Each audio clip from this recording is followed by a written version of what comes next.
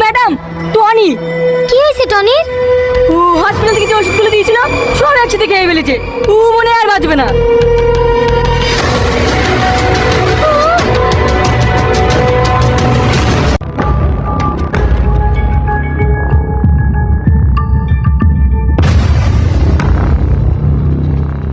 Sir, last location এই ঘরটাই দেখাচ্ছে। দরজাটা মনে হয় ভিতর থেকে লক করা আছে। কনস্টেবল, দরজাটা ভেঙে ফেলো।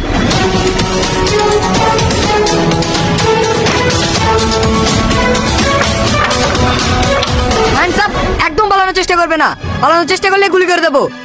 সাথী,